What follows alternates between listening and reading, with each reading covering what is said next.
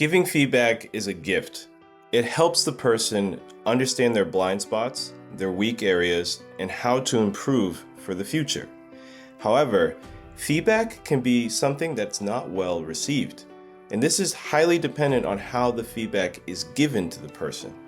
If you're being too direct or using the wrong language, it can make the person defensive, completely tune out, and maybe not take the feedback on so well.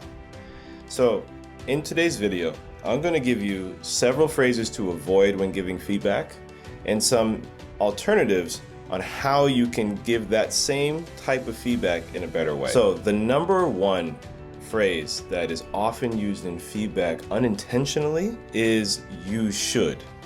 And this is a phrase that is very problematic because it sounds very bossy and judgmental. When you say "you should," it implies that you know better than the other person and that they don't know what they're doing. It's a very strong suggestion, and it's language that should not be used in feedback. So, what are some alternatives? You can say something like this: "Have you considered this option?" Another one could be, "One thing that might help is..." Another phrase could be, "What if you tried this?" This is offering a different perspective without being too direct and implying that you know better than that person. The second phrase to avoid when giving feedback is "that's wrong." This is problematic because it's harsh and demotivating. When you use to be verbs, it implies factuality. It implies that whatever happened is always going to be wrong in every situation, which is just not true all the time. When you are saying that somebody did something incorrectly, it's better to let them know that they did that in a way that's less direct. Here are some alternatives. "I see where you're coming from, but here's another way to look at it. Let's explore a different approach. There may be a more effective option here." In these type of ways, you are not directly telling them that whatever they did is wrong. You're implying that there are different ways of approaching the situation, which is more constructive and allows the person to not focus on their mistakes. When people hear that they made a mistake, or when people hear that they did something wrong, it could make them defensive or not want to continue, or shameful. So it's important to let them know that, okay, this is something that you did, but here's another approach. The third phrase is, "Why did you do it like that?" Or, "Why did you say that?" Using "why" before a question when giving feedback is accusatory and can make the other person extremely defensive.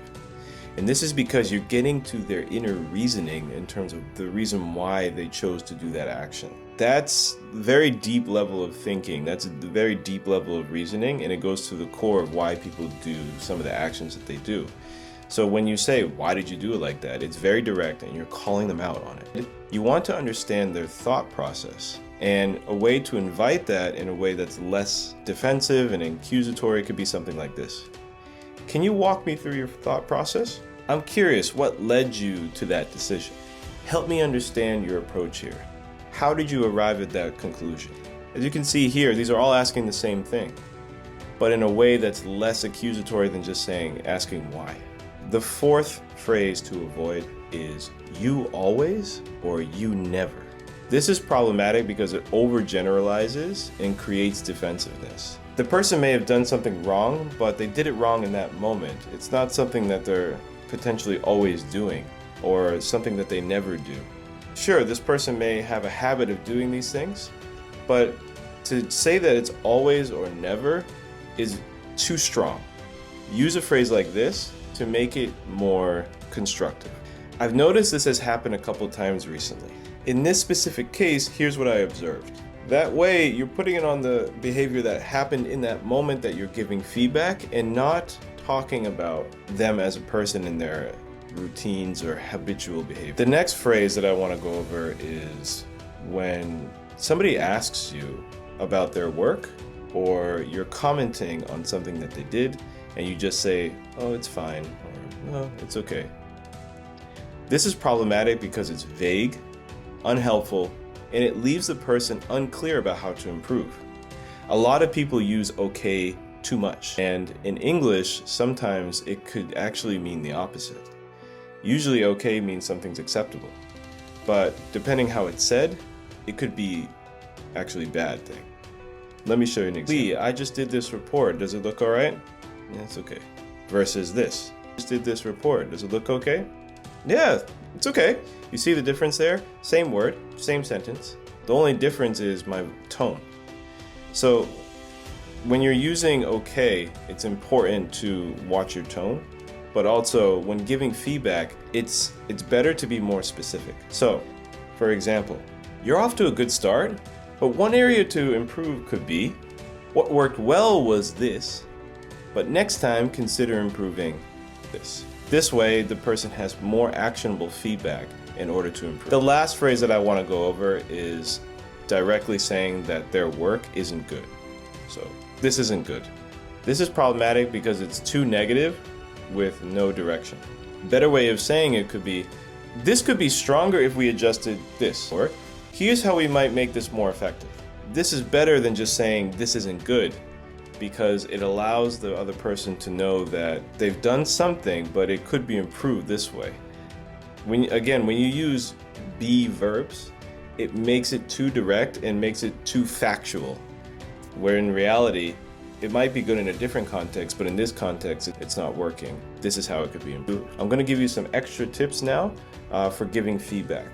When you give feedback, you want to use more I statements, not you statements. When you use you, you're being very direct. You're going directly to them and putting all the blame on them. When you are giving feedback in general, you want to focus on the behavior, not the person. So instead of saying, for example, you didn't explain this well, you could say, I had a hard time understanding this part. Maybe we could clarify it. That's a softer way of saying that the other person didn't explain whatever it was very clearly. The second thing is to be specific and actionable. Vague feedback like be more professional doesn't really help. Instead, you can try something like this. Let's say it's during an email writing and you're giving feedback on how the person gives emails. Using more formal language in emails would improve clarity. This person has direct, actionable feedback on how to improve their emails. The final tip is to balance strengths and suggestions. You don't want to just give everything that they're doing wrong and overload them with that.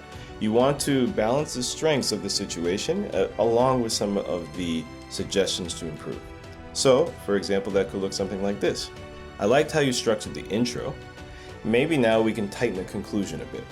That way the person knows what they did well, but also where they can improve, and it's more positive than just saying, this is wrong, fix this. So I hope these phrases and tips help you give better feedback in the future.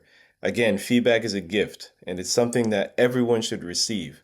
But the giver of the feedback also needs to know how to do that in order to make that feedback well received.